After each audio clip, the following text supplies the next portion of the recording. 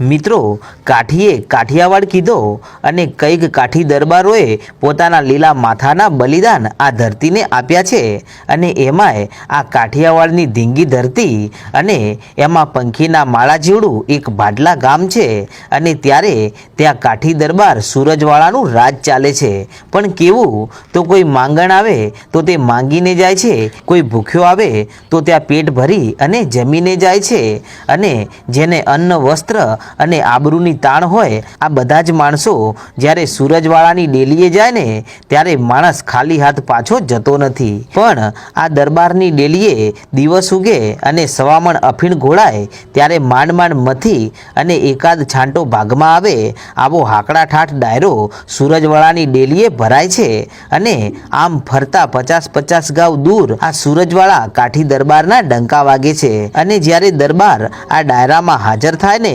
ત્યારે કેળબંધ કેડીઓ, આંટિયાળી પાઘડી અને કેડે તલવાર લટકાવેલી હોય છે અને એમની પાસે કોઈ આવે કે બાપુ મારી દીકરીના લગ્ન છે કે મૂંઝાઈશ નહીં, હું બેઠો છું ને, તારી દીકરીના લગ્ન ધૂમધામથી થઈ જશે। અને કોઈ આવીને કહે કે બાપુ મારા ઘરે અન્નની તાણ છે અને મારા નાના નાના બછડા ભૂખ્યા રહે છે તો અન્નના ભંડાર આપી દે। આવો ઉદાર દિલનો રાજા કાઠી દરબાર સૂરજવાળા પોતે રાજ લઈને બેઠા છે અને જ્યારે રાત પડે અને રાતના સમયે રાજના બધા માણસો વાળું પાણી કરી અને નિંદ્રાને આધીન બની જાય ને એટલે આ સૂરજવાળા કાઠી દરબાર રાતના 12-1 વાગે જાગે છે અને કાળી કામળીની ભેટવાળી અને વેશ પલટો કરી અને ભાડલાની બજારે આંટા મારે છે કે કોઈ ખૂણે મારી રૈયત દુખી તો નથી ને। અને આમ આવી ઘનઘોર રાતે પોતાની રૈયતના દુખે દુખી અને પોતાની રૈયતના સુખે સુખી આને દરબાર કહેવાય। અને આમ જ્યારે ભાડલાની બજારે કાઠી દરબાર પોતાના ભાલાને ટેકો દઈ અને થોડીક વાર ઊભા રહે અને કાનની સુરતા ધરે છે કે કોઈ વાતચીત કે કોઈ અવાજ સંભળાય છે ખરો। અને એવા ટાણે જો કોઈ અડધી રાતે જનેતાની પડખે સૂતેલું નાનું બાળક રડે ને અને આ બાળકના રડવાનો અવાજ જ્યારે આ રાતમાં નીકળેલા કાઠી દરબારના કાને સંભળાય ને ત્યારે કાઠી દરબારના સહસ્ત્ર રૂવાટા બેઠા થઈ જાય છે। શું કામ તો જેના ઘરે ઇજ્જત, આબરૂ, ધન દોલત, હીરા ઝવેરાત, માણેક મોતી અને ઘોડાની ધમાસાણ છે પણ એના ઘરે શેર માટીની ખોટ છે। તેથી આ સૂરજવાળાના કાને જો કોઈ બાળકના રડવાનું અવાજ સંભળાઈ જાય ને ત્યારે પોતાના હૃદયમાં અપાર દુઃખની વેદના ઊભી થાય છે અને ભગવાનને કહે છે કે હે ત્રિલોકના નાથ, તે મને બધું જ આપ્યું છે પણ મારા ઘરે શેર માટીની ખોટ છે। પણ કવિ કહે છે કે માંડ્યા વગર મળે નહીં ધન છોરું અને ધરમ, પછી હુનર કરો હજાર એ આખરે વેળાએ આડા જ ફરે। અને વિધાતાએ જે લેખ લખ્યા હોય ને એમાં કોઈ મેઘ મારી શકે એમ નથી પણ જો કોઈ સાક્ષાત જગદંબા માં ભગવતી મળી જાય ને તો વિધાતાના લેખમાં મેઘ મારી શકે। અને મિત્રો, આજે એવું જ કંઈક બને છે તો ધ્યાનથી સાંભળજો। અને એક રાત્રે અડધી રાત્રે 12-1નો સમય થયો છે અને સૂરજવાળા કાઠી દરબાર વેશ પલટો કરી અને રૈયતનું સુખ દુઃખ જોવા માટે નીકળ્યા છે અને એવા જ ટાણે એક જનેતાના પડખામાં સૂતેલું બાળક રડે છે ત્યારે આ બાળકના રડવાનો અવાજ કાઠી દરબારના કાને પડે છે। તેથી આભની સામે નજર કરી અને ઊભા છે અને આંખમાંથી આંસુડા દળદળ ભાડલાની ધરતી માથે પડે છે અને એવા જ ટાણે માં જગદંબા ગેલ અંબા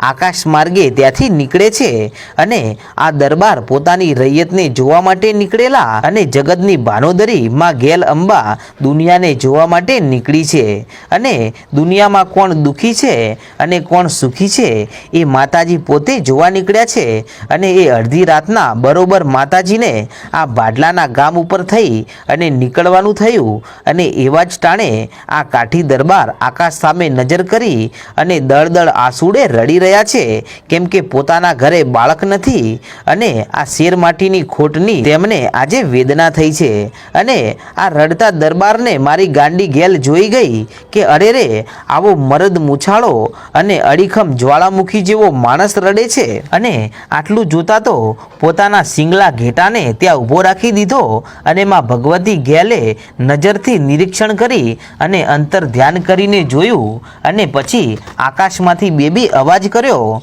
કે દરબાર હે દરબાર દિવસ ઉગે અને લાખો માણસ તારી ડેલીએ રોતા આવે છે અને એ બધાયને તું છાના રાખી અને હસતા મોઢે મોકલે છે, તો આવા ઉદાર દિલના રાજા કાઠી દરબાર તમે રડો છો શું કામ અને તમને શું દુઃખ પડ્યું છે? તેથી સૂરજવાળા કાઠી દરબાર એટલું બોલ્યા કે માડી તું તો માં છો અને હું તને ઓળખું છું, પણ માડી મારા અંતરના ઊંડાણનો કોઈક વેદું મળે તો વંચાય, પણ ચોરે બેસી ના ચિતરાય, આ તો મારા ચિત્તની વાતો છે અને મારું દુઃખ હું કોને કહું? અને આજે હજારો માણસો મને એમના દુઃખને કહી અને જાય છે અને હજારોના દુઃખને હું દૂર કરું છું, એમનો હું પાલનહાર છું, તો માડી મારી રૈયત આગળ મારા દુઃખના કેવી રીતે ગુણગાન ગાઉં? અને તેથી એ ગેલ અંબાએ એટલું કહ્યું કે દરબાર હું તો આ સૃષ્ટિનું સર્જનહાર કરનારી છું, મારી પાસે તો તારું દુઃખને ગા અને મને જણાય તો ખરા કે તને શું દુઃખ છે બાપ? અને તેથી એ ભાડલાના કાઠી દરબારે એટલું કહ્યું કે માડી તું તો માં છો એટલું હું ઓળખું છું, પણ તારા નામને હું જાણતો નથી કે દરબાર હું ગેલ અંબા છું. અને આટલું કહેતાની સાથે તો ભાલો નીચે મૂકી અને બે હાથને લંબાવી અને જગદંબા ગેલને એટલું કહ્યું કે હે માડી હું તો એક ધાનનું ધનેરું છું, પણ હે માડી આજે જો તું મારા જાતા વંશને પાછો વાળે ને તો હું ભાડલાના ચોકમાં તારી 7 માળની મંજિલવાળી વાવ ગળાવું અને વાવમાં તને વિસામો આપું. અને ત્યારે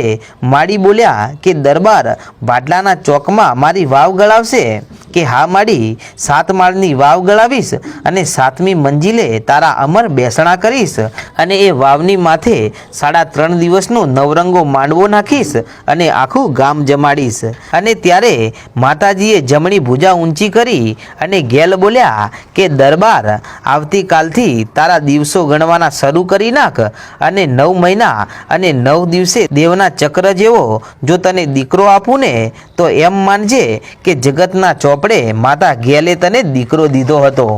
અને આમ આવા આશીર્વાદ લઈ અને કાઠી દરબાર ઘરે આવ્યા અને આમ કરતાં કરતાં દિવસ કહેતા મહિના વીત્યા અને 9 મહિના અને 9મા દિવસે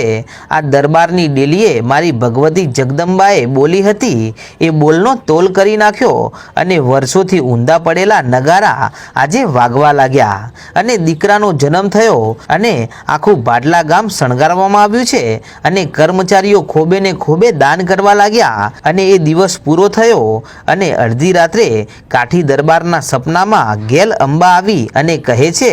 કે કા દરબાર મારા બોલનો તોલ થઈ ગયો ને? કે હા માડી થઈ ગયો. કે તો સાંભળ દરબાર, કાલ સવારનો દિવસ ઉગે એટલે સારું મુહૂર્ત જોડાવી અને મારી વાવને ગળાવ બાપ. અને ત્યારે કાઠી દરબાર સૂરજવાળાએ એ ભાડલાના ચોકમાં માતાજીની વાવ ગળાવી અને વાવમાં માતાજીનો ઢોલિયો મૂક્યો અને આ રીતે મારી ગેલે આવા પરચા પૂરી અને એ દિવસે સૂરજવાળા કાઠી દરબારને મારી ભગવતીએ જાતો વંશ પાછો રાખ્યો હતો.